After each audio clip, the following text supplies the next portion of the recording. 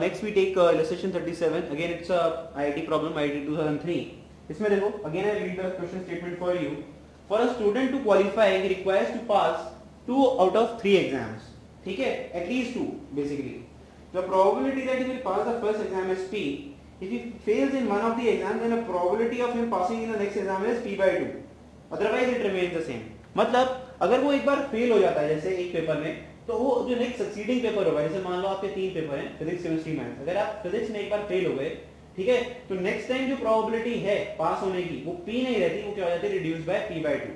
But एक बार अगर आप पास हो गए, P by 2 हो गई, तो नेक्स्ट पेपर में पास होने की प्रोबेबिलिटी आपकी फिर से P हो गई. इस लाइन का ये मतलब है. ठीक है ना, ये समझना बहुत जरूरी था. Then find the probability that he will qualify IIT JEE. ठीक है, देखो कैसे करेंगे इसको. 3 एग्जाम्स हैं और उसको क्या बोला गया, एटलीस्ट 2 में पास होना है. फ्लो चार्ट बनाते हैं. अब ये क्वेश्चन पहले तो बताओ है किस चीज का. इसने क्या पूछा, देखो इसमें रिजल्ट डिक्लेयर नहीं करा गया है. उसने पूछा है यार बताओ क्या प्रोबेबिलिटी होगी कि जिससे ये पास हो जाए. तो that means it's a total probability theorem. ठीक है ना, रिजल्ट पूछ रहा है यहां हमसे. स्टार्ट. पहले तो पॉसिबल आउटकम सोचते हैं कितनी होंगी. 3 पेपर थे, उसने बोला एटलीस्ट 2 में वो पास होना चाहिए. एक केस क्या हुआ, वो पहले 2 में ही पास हो गया, फर्स्ट 2 में पास हो गया. ठीक है, फर्स्ट 2 ऐसे लिख देता हूं. अब मैंने ये क्यों लिखा है फर्स्ट 2, अभी मैं बताता हूं. ठीक है, अभी 1 मिनट रुकते हैं इसके लिए. इसमें क्या हुआ, पहले में फेल हो गया, सेकंड में पास, थर्ड में पास. ठीक है, एक केस बनाते हैं, पहले में पास, दूसरे में फेल, तीसरे में पास. ठीक है, मैंने इसको अभी अगर देखा जाए, I could have broken this thing into 2 part. इस वाले ही पार्ट को मैं क्या कर सकता था, 2 में ब्रेक कर सकता था. 2 में पास, 1 में फेल, या फिर हो सकता था 2 में पास और तीसरे में भी पास. ठीक है, बट होता क्या इवेंचुअली अगर देखा जाए, मैं इन दोनों को अगर ऐड करता तो क्या बनना था, P और P कॉमन आ जाते और F प्लस P बन जाता आखिर में थर्ड एग्जाम के लिए. ठीक है, ये मैं नॉर्मल कैलकुलेशन नहीं करा, बेसिकली हो क्या रहा है, ये फर्स्ट एग्जाम की प्रोबेबिलिटी, सेकंड की, थर्ड की. थर्ड में क्या हो जाता, pass plus fail, this could have come out to be 1. ये 1 बन जाती, तो इसलिए मैंने इसको 2 पार्ट में लिखा ही नहीं. बिकॉज पास प्लस फेल क्या होगा यार, या तो पास होगा या फिर फेल होगा, इससे ज्यादा तो कुछ नहीं हो सकता ना. तो इसलिए प्रोबेबिलिटी 1 बन जाती.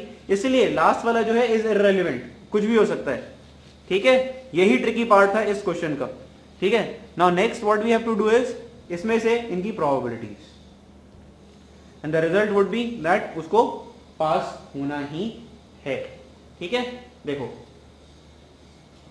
फर्स्ट 2 में पास होने के लिए क्या चांसेस हैं कि या तो वो पहले में पास हुआ, मैं पहले की प्रोबेबिलिटी यहां लिख रहा हूं, मैं फेल होने की प्रोबेबिलिटी बाद में लिखूंगा. यहां पहले में ही पास हो गया P और P, तो ये तो PP हो गया. पहले में फेल हो गया, ठीक है, फेल होने की प्रोबेबिलिटी क्या है, गिवन है क्वेश्चन में 1 माइनस P. क्योंकि अगर पास होने की प्रोबेबिलिटी P है तो फेल होने की प्रोबेबिलिटी क्या हो गई, P, 1 माइनस P.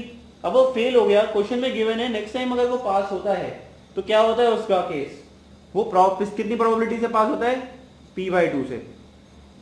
बट उसके जो रिमेनिंग पेपर है उसमें अगर वो पास होता है तो अगेन इट्स P. ठीक है, पहले पेपर में पास हो गया P, दूसरे पेपर में फेल हो गया तो 1 माइनस P. बट जो रिमेनिंग पेपर है, अब उसके सक्सीडिंग पेपर में फिर से पास हो गया, P नहीं है, क्या है, P by 2, क्योंकि वो इससे पहले वाले पेपर में फेल हो गया है. पास कितने तरीके से हो सकता है, पास होने का तरीका, इन सबका सम, तो आंसर हो जाएगा P into P plus 1 minus P into P by 2 into P plus P into 1 minus P into P by 2. Basically मैंने क्या करा है, इसको एक ही टेबल में बना दिया. आप चाहो तो इसको 3 स्टेप डायग्राम बना सकते हो. तो 3 स्टेप हो रहे हैं, पहला पेपर, दूसरा पेपर, तीसरा पेपर, और सबको ऐड मल्टीप्लाई करके ऐड करना है. मैंने इसको एक ही स्टेज में कर दिया. बेसिकली यहां पर अगर आप बनाते ढंग से डायग्राम तो 3 डायग्राम बनते हैं, first paper, second paper, third paper. और इस वाले केस में थर्ड की प्रोबेबिलिटी हो जाती है 1, बिकॉज यहां फर्क नहीं पड़ता, पास भी हो सकता है, फेल भी हो सकता है. ठीक है, so this is how you